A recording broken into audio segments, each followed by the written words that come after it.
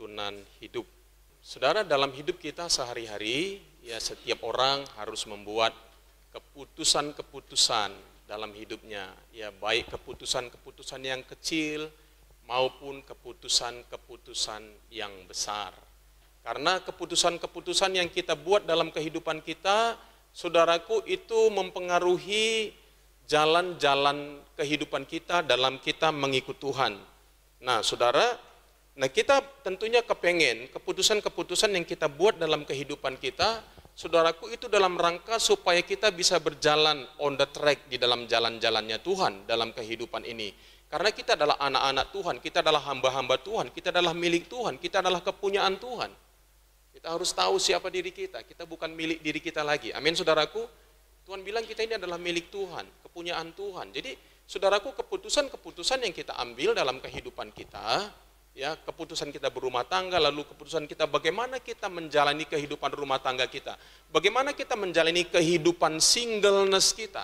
Saudaraku, sadar atau tidak sadar itu akan mempengaruhi, akan membuat perubahan-perubahan kecil maupun besar dalam kehidupan kita maupun kepada orang-orang di sekeliling hidup kita.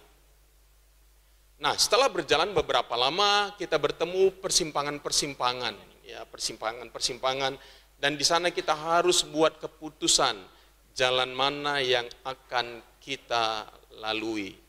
Dalam persimpangan-persimpangan kehidupan kita bekerja di mana? Ya seperti tadi, saudaraku, waktu kita masih kecil mungkin, saudaraku, kita belum membuat keputusan, orang tua kita yang membuat keputusan kepada kita. Tetapi setelah kita dewasa, saudaraku, kita harus mengambil keputusan. Disinilah yang perlu yang namanya tanggung jawab. Banyak orang, saudaraku, ketika dia mengambil keputusan-keputusan, dia tidak bertanggung jawab dengan keputusan-keputusannya. Ya, dalam kehidupan kita, salah satu ciri orang yang dewasa adalah bertanggung jawab. Bertanggung jawab itu dia berani mengambil konsekuensi apapun dari hasil keputusan-keputusannya. Nah, makanya, saudaraku, sebelum kita membuat keputusan-keputusan kita di dalam hidup kita, kita harus pastikan apa yang menjadi dasar kita membuat keputusan itu dalam hidup ini, saudaraku. Nah, kalau saudara sudah menikah, keputusan saudara bukan hanya bergantung kepada hidup saudara, tetapi keputusan saudara berimplikasi kepada orang-orang di sekitar saudara, kepada pasangan saudara, kepada anak-anak saudara.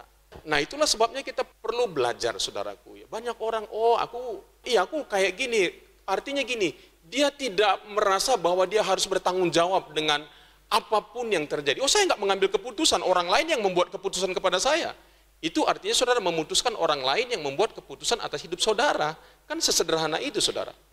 Dalam hidup ini, tanggung jawab itu sangat penting, saudara. Semua orang ingin sukses dalam perjalanan kehidupan mereka dan keputusan-keputusan yang mereka buat. Betul enggak?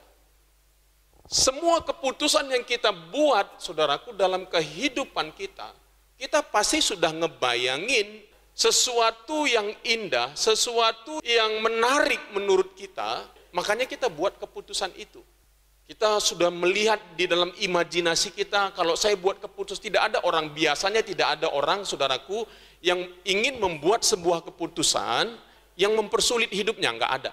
Contohnya si A, kenapa dia menikah sama si B? Karena dia percaya bahwa dengan menikah sama si B, dia pasti bahagia. Enggak ada ya, orang yang menikah A dengan B gitu ya.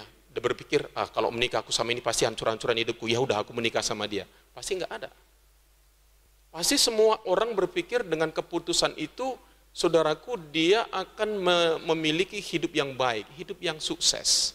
Apapun itu dalam kehidupan kita, pasti itu sasaran setiap orang ya di dalam hidup ini. Nah, secara umum ada dua pilihan, saudara. Ya, jalan yang ditawarkan oleh dunia atau jalan yang ditawarkan oleh Tuhan. Itulah di persimpangan tadi. Apakah kita mengambil jalan yang ditawarkan oleh dunia atau jalan yang ditawarkan oleh Tuhan?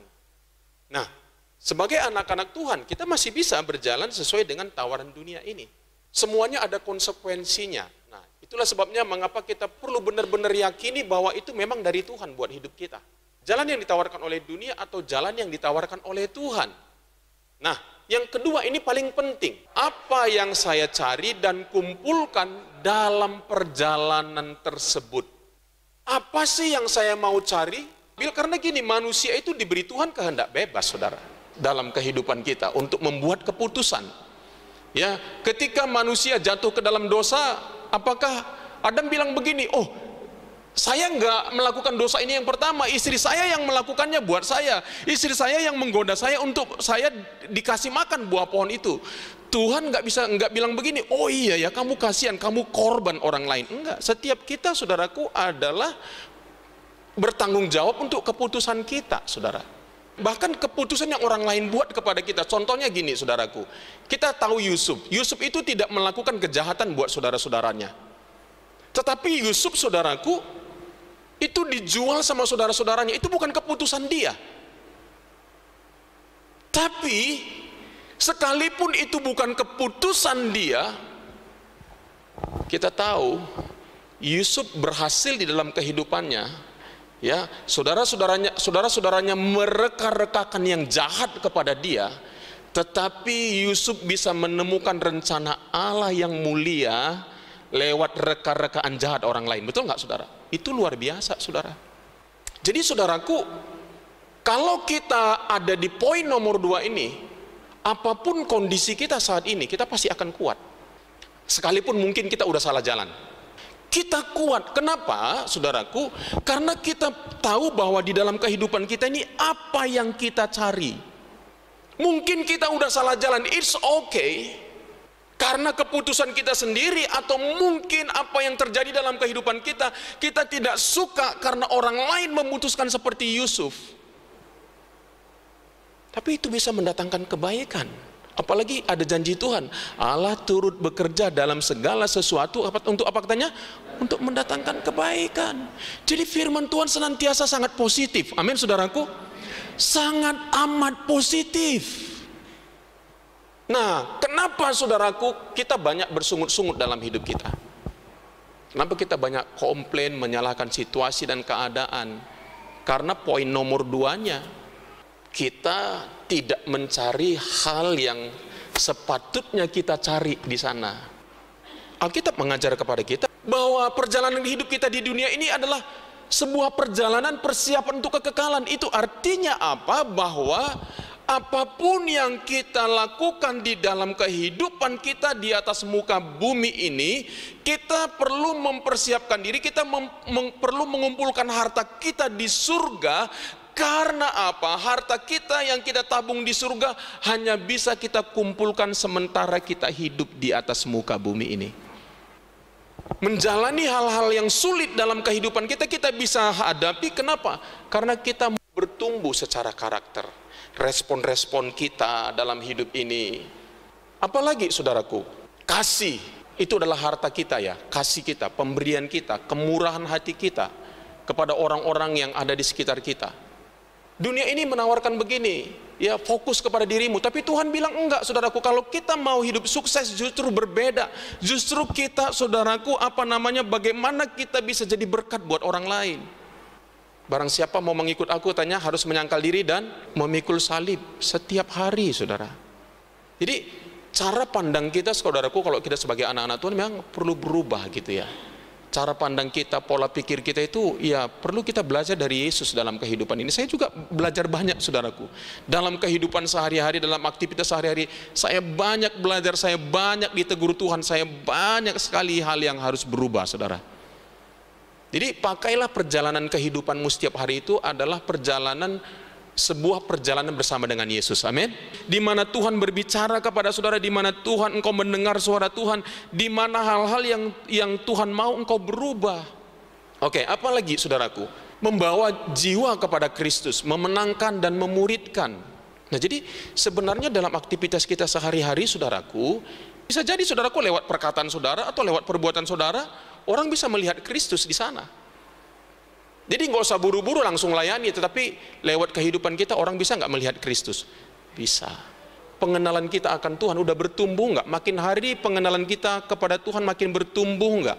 Kedamaian hidup kita makin hari makin tumbuh nggak? Sukacita kita makin hari makin tumbuh nggak? Nah, kalau kita sebagai anak-anak Tuhan, seharusnya kedamaian kita makin hari makin tumbuh, betul nggak? Bahkan di tengah-tengah goncangan hidup, di tengah-tengah problem hidup, kita bisa berkata, tenang, it's okay. Nah, itu harus bertumbuh dalam hidup kita, saudara. Kedamaian kita, ketenteraman hati kita, kasih kita. Mungkin hari ini saudara dalam kondisi yang sulit, saudara bisa lebih tenang nggak dengan kondisi yang saudara alami hari ini?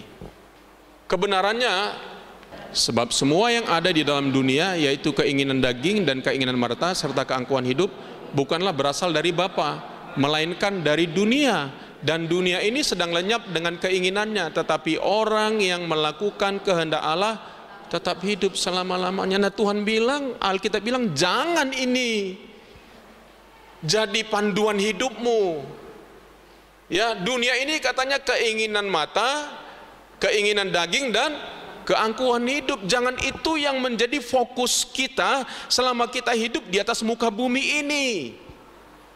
Kebendaan itu tidak menentukan apa? Tidak menentukan status kita di hadapan Tuhan, amin? Tidak menentukan siapa kita di hadapan Tuhan.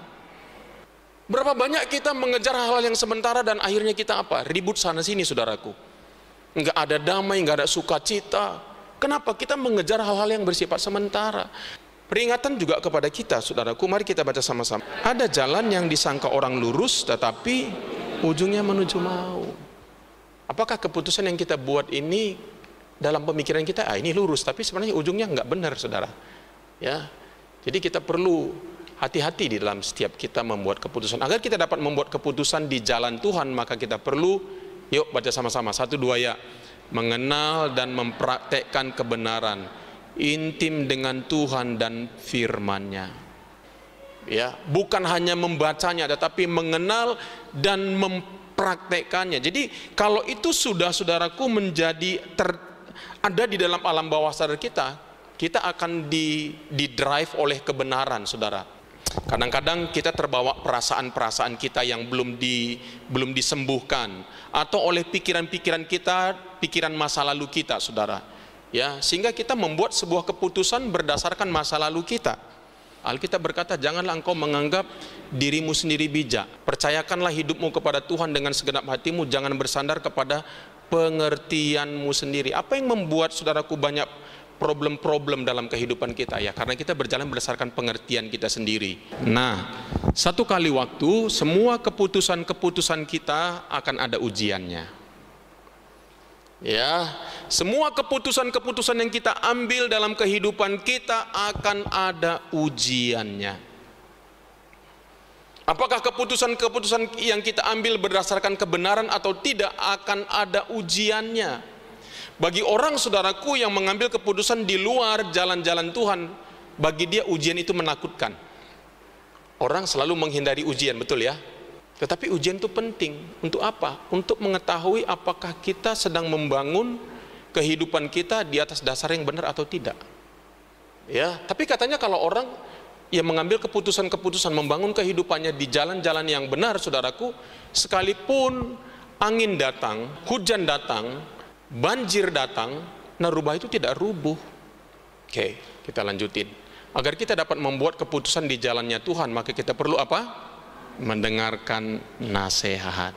Sekali lagi, saudara, tidak berarti kalau kita ibadah setiap minggu, kita mendengarkan firman Tuhan setiap minggu, itu artinya kita sudah mempraktekkan firman Tuhan. Tidak, saudara. Kalau saya mengkonseling orang-orang, saya melihat, saudaraku, ya, ada banyak hal yang sudah diketahui tetapi ternyata belum kita praktekkan di dalam kehidupan kita. Itulah sebabnya kita perlu terus intim dengan Tuhan. Yang kedua, kita perlu mendengarkan nasihat. Jalan orang bodoh lurus dalam anggapannya sendiri, tetapi siapa mendengarkan nasihat, ia bijak. Makanya setiap kita nggak boleh hidup sendiri, betul nggak, saudara? Setiap kita perlu teman diskusi, perlu pemuritan, perlu komsel, perlu orang yang kita ajak berdiskusi tentang keputusan-keputusan yang kita buat dalam hidup kita. Karena kita hanya bisa melihat satu hal saja, saudaraku. Sisi-sisi lain kita nggak bisa lihat, saudara. Tentunya saudara tidak meminta nasihat kepada setiap orang. Tentunya saudara minta nasihat kepada orang-orang yang memang mencintai Tuhan, orang-orang yang memang memiliki keintiman dengan Tuhan, dan memang orang yang, saudaraku, menginginkan yang terbaik buat hidup saudara. Amin. Dan tidak mencari keuntungan dari hidup saudara. Saudara perlu mendengarkan nasihatnya dia, saudaraku. Makanya kita perlu menjadi orang yang terus-menerus belajar rendah hati untuk tetap mau menerima nasihat dalam hidup kita. Karena sekali pikiran kita terkunci, jalan kita lihat itu salah, tapi pikiran kita udah nggak mampu lihat lagi. Sekali kita terobsesi, maka itu seperti sebuah kuncian dalam pikiran kita, dan kita akan didrive oleh pikiran tersebut, dan sudah sangat sulit kita menerima nasihat. Nah, jadi setiap kita perlu mendengarkan nasihat, saudara. Itulah sebabnya ayat ini berkata kita perlu nasihat. Ketika kita mau menerima nasihat, maka kita disebut adalah orang yang bijak. Amin. Saudara mau disebut orang bijak? Terima nasihat.